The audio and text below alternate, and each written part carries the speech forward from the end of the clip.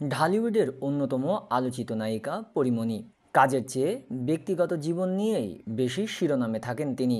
কখনো প্রেম, কখনো বিচ্ছেদ, মামলা, সব কিছু নিয়েই বিতর্কিত এই অভিনেত্রী।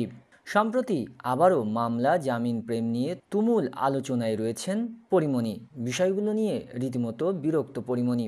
ভক্তদের কাছে তাই তার হাতজোড় অনুরোধ, আমার ব্যক্তিগত জীবন নিয়ে আর টানাটানি করবেন না, এবার একটু ছেড়ে দেন আমাকে। বৃহস্পতিবার সকালে এমনই কাকতি কণ্ঠে এক ফেসবুক স্ট্যাটাস দিয়েছেন পরীমণি।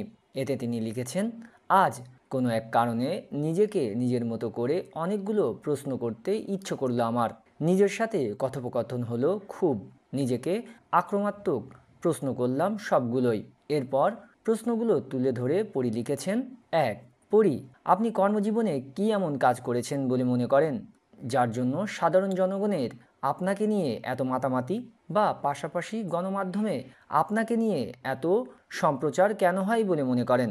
দুই, আপনার কাজের থেকে লোকে আপনার ব্যক্তিগত জীবন নিয়ে কথা বলতে কেন পছন্দ করে?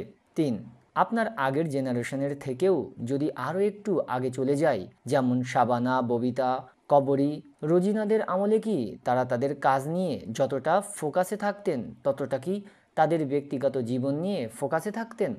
চার, নিজেকে থামিয়ে দিলাম এরকম হাজারো প্রশ্ন থেকে, কারণ জীবনে কখনো কখনো নিজের কর্ম অবস্থানের থেকে খুব বেশি জরুরি হয়ে পড়ে ওই জীবনটা। প্রত্যেকটা জীবনের অধিকার আছে সুন্দর করে বেঁচে থাকার।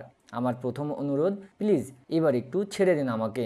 আমার কাজের বাইরে আমার ব্যক্তিগত জীবন নিয়ে আর টানাটানি করেন না আল্লাহর ওয়াস্তে। বিশ্বাস করেন, এখানে আমার জীবনটাই অনেক বেশি গুরুত্বপূর্ণ এখন। আমাকে আমার সাকসেসফুল ক্যারিয়ারের থেকেও জরুরি আমার সুস্থ জীবন যাপনের। কারণ আমার বাচ্চাদের আমি একটা সুন্দর সুস্থ জীবন দিতে চাই। আমি আমার বাচ্চাদের মা, একমাত্র অভিভাবক হয়ে আমি তার সর্বোচ্চটা দিতে চাই, যেমন করে হয়তো সব মায়েরাই চাই।